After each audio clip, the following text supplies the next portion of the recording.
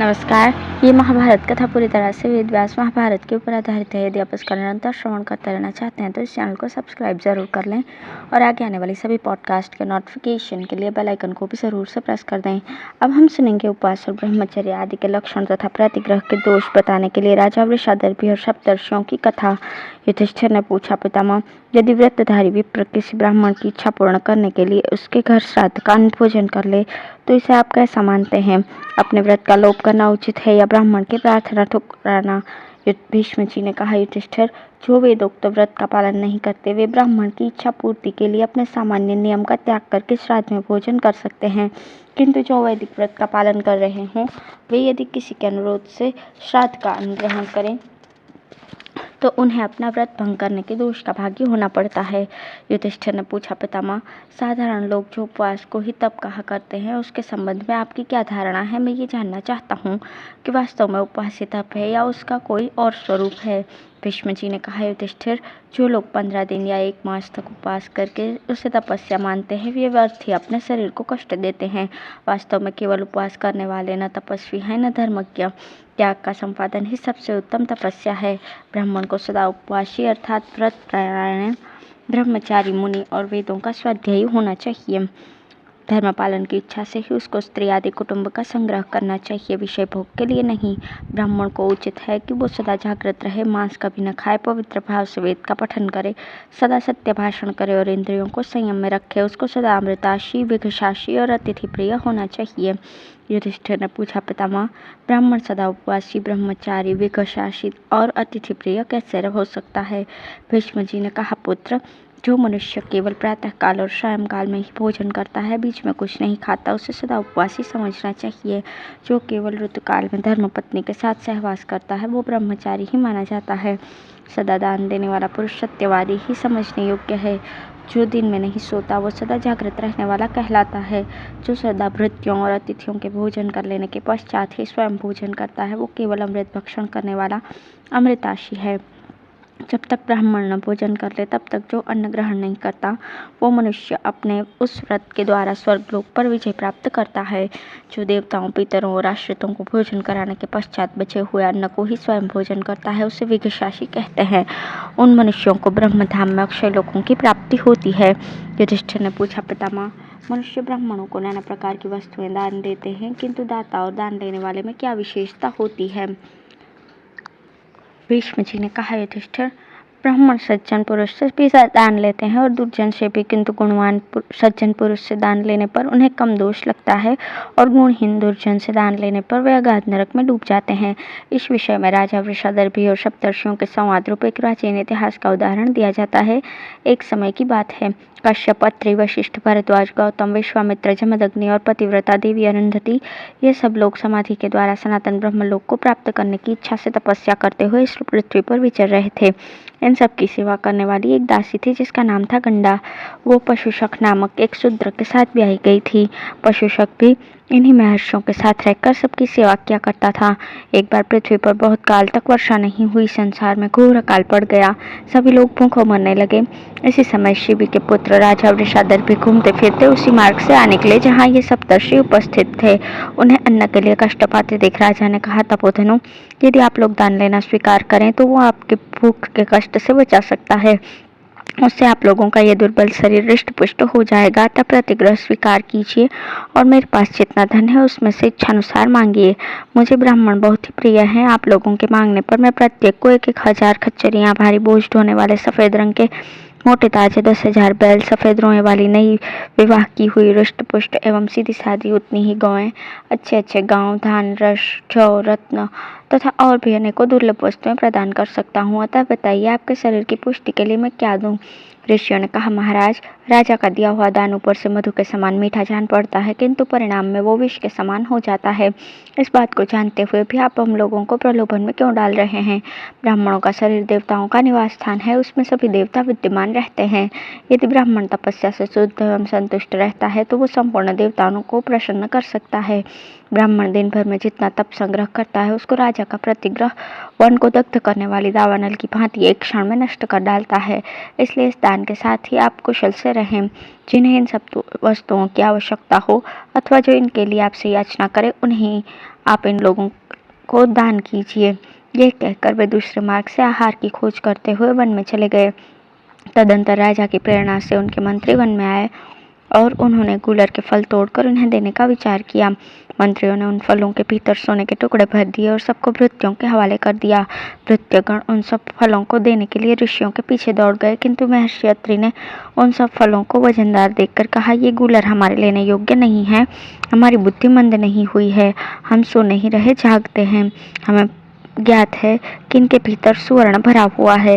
यदि आज हम इन्हें स्वीकार कर लेते हैं तो परलोक में इसका कटु परिणाम भोगना पड़ेगा। जो इस लोक और परलोक में भी सुख पाना चाहते हैं उन्हें प्रतिग्रह से बचे रहना चाहिए। वशिष्ठ बोले, एक निष्क अर्थात स्वर्ण मुद्रा का दान लेने से 1000 निष्कों को दान लेने का दोष लगता है। ऐसी दशा में जो बहुत से निष्क ग्रहण करता है उसको तो घोर पापमयी गति में गिरना पड़ता है।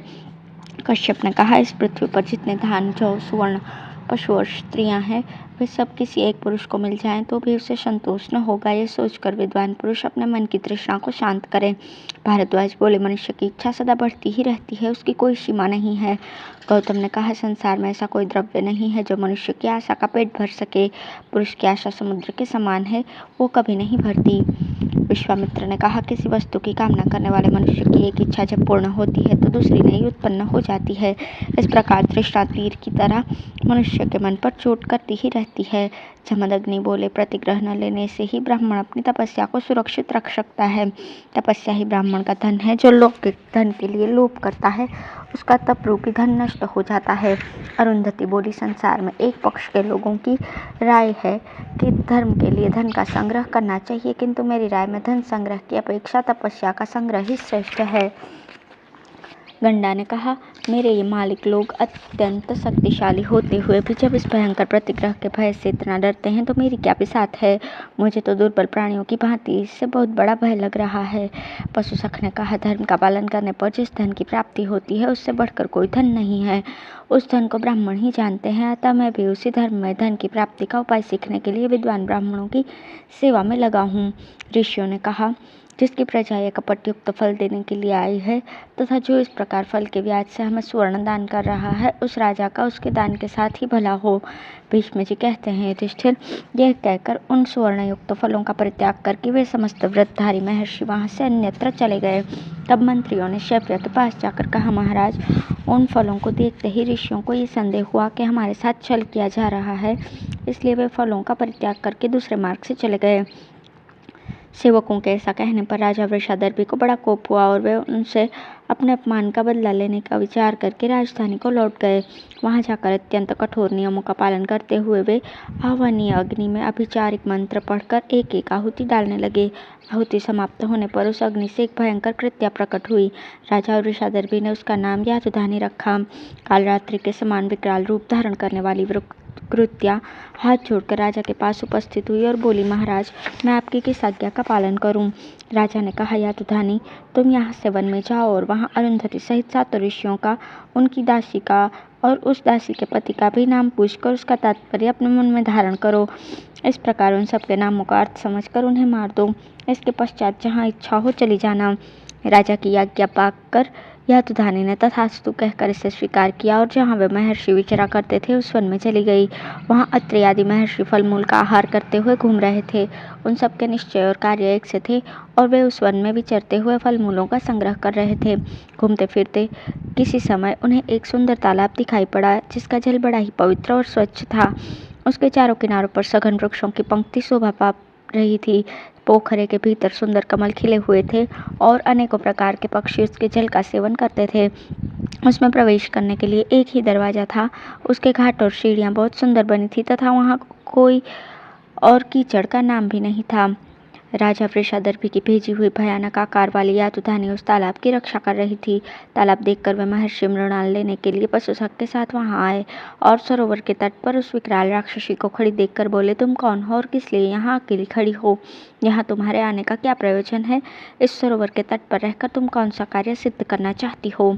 यातुधानी ने कहा, तपस्वियों, मैं जो कोई भी हूँ, तुम्हें मेरा परिचय पूछने की आवश्यकता नहीं है। तुम इतना ही जान लो कि मैं इस तालाब की रखवाली करने वाली हूँ। ऋषियों ने कहा, भद्रे, हम सब लोग भूख से व्याकुल हो रहे हैं, हमारे पास खाने के लिए कुछ भी नहीं है। अतः यदि तुम आज्ञा दो तो हम सब मिलकर इस तालाब से कुछ मृणाल उखाड़ लें। यातुधानी बोली, ऋषियों, एक शर्त पर तुम इस तालाब से इच्छानुसार मृणाल ले सकते हो। एक एक आदमी आकर अपना नाम बताओ और कमल की नाल ले लो। देर करने की आवश्यकता नहीं है। भीष्म जी कहते हैं, उसकी बात सुनकर महर्षि अत्रि यह समझ गए कि ये राक्षसी कृत्या है और हम सब ऋषियों का वध करने की इच्छा से यहाँ आई हुई है। तथापि भूख से व्याकुल होने के कारण उन्होंने उस प्रकार उत्तर दिया, कल्याणी, काम आदि शत्रुओं से त्राण करने वाले को अरात्रि कहते हैं और अर्थात मृत्यु से बचाने वाला अत्रि कहलाता है। इस प्रकार मैं अरात्रि होने के कारण अत्रि हूँ। जब तक जीव को एकमात्र परमात्मा का ज्ञान नहीं होता तब तक की अवस्था रात्रि कहलाती है। उस अज्ञान अवस्था से रहित होने के कारण भी मैं अरात्रि एवं अत्रि कहलाता हूँ।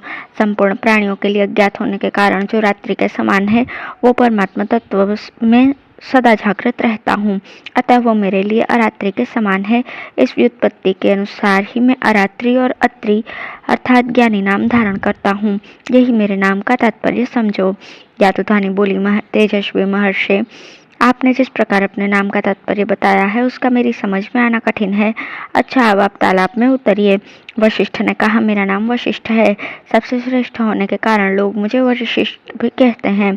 मैं गृहस्थाश्रम में निवास करता हूँ, अतः वशिष्ठता अर्थात ऐश्वर्य, संपत्ति और वास के कारण तुम मुझे वशिष्ठ समझो। यातुधानी बोली, मुने, आपने जो अपने नाम की व्याख्या की है उसके तो अक्षरों का भी उच्चारण करना कठिन है। मैं इस नाम को नहीं याद रख सकती। आप चाहिए तालाब में प्रवेश कीजिए। कश्यप ने कहा, यातुधानी, कश्य नाम है शरीर का, जो उसका पालन करता है उसे कश्यप कहते हैं। मैं प्रत्येक कुल में अंतर्यामी रूप से प्रवेश करके उसकी रक्षा करता हूँ, इसलिए कश्यप हूँ। कु अर्थात पृथ्वी पर वम यानी वर्षा करने वाला सूर्य भी मेरा ही स्वरूप है, इसलिए मुझे कुवम भी कहते हैं। मेरे देह का रंग काश के फूल की भांति उज्ज्वल है, अतः मैं काश्य नाम से भी प्रसिद्ध हूँ। यही मेरा नाम है, इसे तुम धारण करो। यातुधानी बोली, महर्षि, आपके नाम का तात्पर्य समझना मेरे लिए बहुत कठिन है। आप भी कमलों से भरी हुई बावड़ी में जाइए। भारद्वाज बोले, कल्याणी, जो मेरे पुत्र और शिष्य नहीं है उनका भी मैं पालन करता हूँ तथा देवता ब्राह्मण अपनी धर्मपत्नी तथा द्वाज अर्थात वर्ण शंकर मनुष्यों का भी भरण पोषण करता हूँ, इसलिए भरद्वाज नाम से प्रसिद्ध हूँ। यातुधानी बोली, मुनिवर, आपके नामाक्षर का उच्चारण करने में भी मुझे क्लेश सहन पड़ता है, इसलिए मैं इसे धारण नहीं कर सकती। चाहिए आप इस सरोवर में उतरिए। गौतम ने कहा, कृत्य, मैंने इंद्रिय संयम के द्वारा गो अर्थात पृथ्वी और स्वर्ग का भी दमन किया है, इसलिए गोदम नाम धारण करता हूँ। मैं धूम रहित अग्नि के समान तेजस्वी हूँ। सब में समान दृष्टि रखने के कारण तुम्हारे या और किसी के द्वारा भी मेरा दमन नहीं हो सकता। मेरे शरीर की कांति गो अर्थात अंधकार को दूर भगाने वाली अतम है, अतः तुम मुझे गौतम समझो। यातुधानी बोली, महामुने, आपके नाम की व्याख्या भी मैं नहीं समझ सकती। चाहिए पोखर में प्रवेश कीजिए। विश्वामित्र ने कहा, यातुधानी, विश्वदेव मेरे मित्र हैं तथा मैं गौओं और संपूर्ण विश्व का मित्र हूँ, इसलिए संसार में विश्वामित्र के नाम से प्रसिद्ध हूँ। यातुधानी बोली, महर्षि, आपके नाम की व्याख्या का भी मुझसे उच्चारण होना कठिन है, मैं इसे याद नहीं रख सकती। आप तालाब में जाइए। जमदग्नि ने कहा, कल्याणी, मैं जमत अर्थात देवताओं के आवाहनीय अग्नि से उत्पन्न हुआ हूँ, इसलिए तुम मुझे जमदग्नि नाम से विख्यात समझो। यातुधानी बोली, मुने, आपने जिस प्रकार अपने नाम का तात्पर्य बतलाया है उसको समझना मेरे लिए बहुत कठिन है। अब आप सरोवर में प्रवेश कीजिए। अरुंधति ने कहा, यातुधानी, मैं अरु अर्थात पर्वत, पृथ्वी और द्युलोक को अपने शक्ति से धारण करती हूँ, अपने स्वामी से कभी दूर नहीं रहती और उनके मत के अनुसार चलती हूँ, इसलिए मेरा नाम अरुंधति है। यातुधानी बोली, देवी, आपने जो अपने नाम की व्याख्या की है उसके एक अक्षर का भी उच्चारण मेरे लिए कठिन है, अतः इसे भी मैं याद नहीं रख सकती। आप तालाब में प्रवेश कीजिए। गंडा ने कहा, यातुधानी, गडी धातु से गंडी शब्द की उत्पत्ति होती है। ये मुख्य एक देश कपोल का वाचक है। मेरा कपोल ऊंचा है, इसलिए लोग मुझे गंडा कहते हैं। यातुधानी बोली, तुम्हारे नाम की व्याख्या का भी उच्चारण करना मेरे लिए कठिन है, अतः इसको याद रखना संभव है। जाओ, तुम भी बावड़ी में उतरो। पशुशक ने कहा, आग से पैदा हुई कृत्य, मैं पशुओं को प्रसन्न रखता हूँ और उनका प्रिय सखा हूँ, इस गुण के अनुसार मेरा नाम पशुशक है।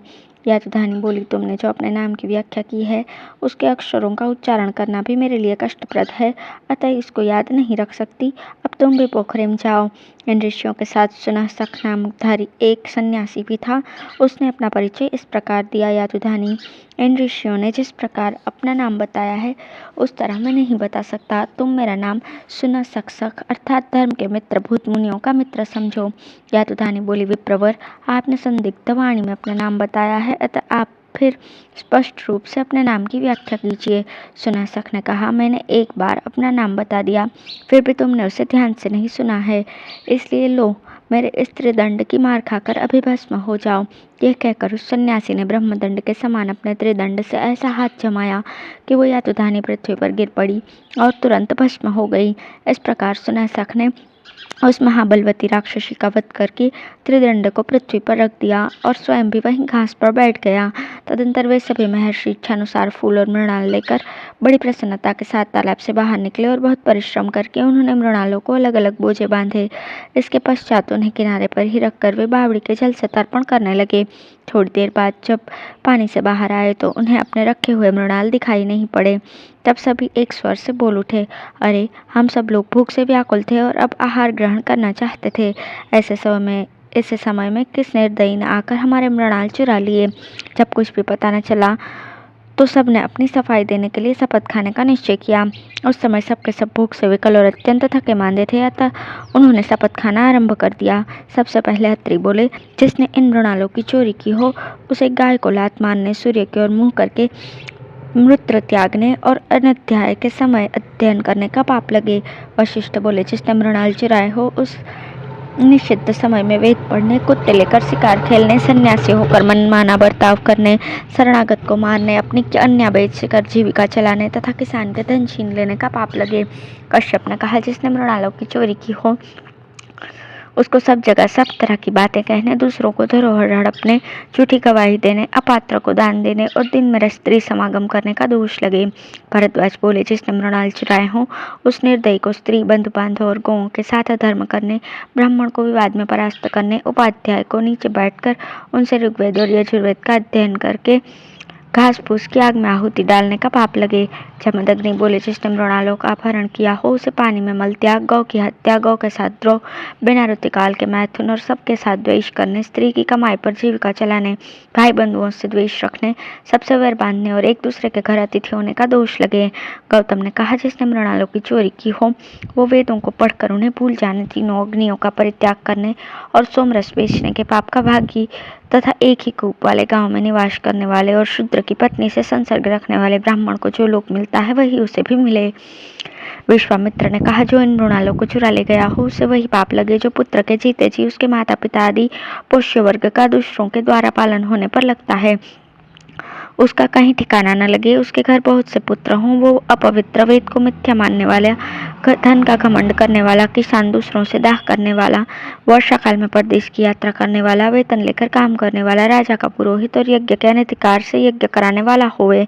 अरुंधति बोली, जिसने मृणालों की चोरी की हो वो स्त्री सदा अपनी सास को अपमानित करने, स्वामी का दिल दुखाने, अकेले स्वादिष्ट भोजन करने, घर में रहकर बंधु बांधवों का अनादर करने, शाम को सत्तू खाने, अपने योनि कलंकित करने और ब्राह्मणी होकर क्षत्रिय स्वभाव वाले वीर पुत्र की जननी होने के पाप की भागिनी हो। गंडा बोली, जिस स्त्री ने मृणाल की चोरी की हो उसे झूठ बोलने, बंधुओं के साथ विरोध करने, कन्या बेचने, रसोई बनाकर अकेले भोजन करने और व्याभिचारिणी होने का पाप लगे। पशुशक बोला, जिसने मृणालों की चोरी की हो वो दासी के गर्भ से जन्म ले, संतानहीन और दरिद्र रहे तथा उसे देवताओं को नमस्कार न करने का दोष लगे। सुनहसक ने कहा, जिसने मृणालों को चुराया हो वो यजुर्वेद के ज्ञाता, ऋत्विज अथवा सामवेद के ज्ञाता ब्रह्मचारी को कन्यादान देने का फल प्राप्त करे और अथर्ववेद का अध्ययन समाप्त करके विधिवत स्नान करने के पुण्य का भागी हो। सन्यासी के यूं कहने पर सप्तर्षियों ने कहा, सुनहसक, तुमने जो शपथ की है वो तो ब्राह्मणों को अभिष्ट ही है, अतः जान पड़ता है हमारे मृणालों की चोरी तुमने ही की है। सुनहसक ने कहा, मुनिवरों, आपका कहना उचित है, वास्तव में मृणालों की चोरी मैंने ही की है। जब आप लोग तर्पण कर रहे थे उसी समय आपकी दृष्टि बचाकर मैंने इन्हें अन्यत्र रखकर छिपा दिया था। देखिए, आपके मृणाल ये हैं, मैंने आप लोगों की परीक्षा के लिए ही ऐसा किया था। आप मुझे सन्यासी नहीं इंद्र समझें, आप लोगों की रक्षा करने के उद्देश्य से ही मैं यहाँ आया था। राजा वृषादर्भी की भेजी हुई अत्यंत क्रूर कर्म करने वाली यह तुधानी कृत्या आप लोगों का वध करने की इच्छा से यहाँ आई थी। अग्नि से इसका आविर्भाव हुआ था। वो पापिनी बड़ी दुष्ट स्वभाव वाली थी। ये आपको अवश्य मार डालती। इससे यहाँ उपस्थित होकर मैंने इस राक्षसी का वध कर दिया है। तपोधनों, आप लोगों ने लोभ का परित्याग करने के कारण अक्षय लोकों पर अधिकार प्राप्त किया है। वे लोग समस्त कामनाओं को पूर्ण करने वाले हैं। अब आप यहाँ से उठकर वहीं चलिए। भीष्म जी कहते हैं, युधिष्ठिर, इंद्र की बात सुनकर महर्षियों को बड़ी प्रसन्नता हुई। उन्होंने तथास्तु कहकर देवराज की आज्ञा स्वीकार की और सबके सब उनके साथ स्वर्ग को चले गए। इस प्रकार उन महात्माओं ने अत्यंत भूखे होने पर भी लोभ नहीं किया। इसी से उन्हें स्वर्ग की प्राप्ति हुई। अतः मनुष्य को चाहिए कि प्रत्येक अवस्था में लोभ का परित्याग करे। यही सबसे बड़ा धर्म है। धन्यवाद।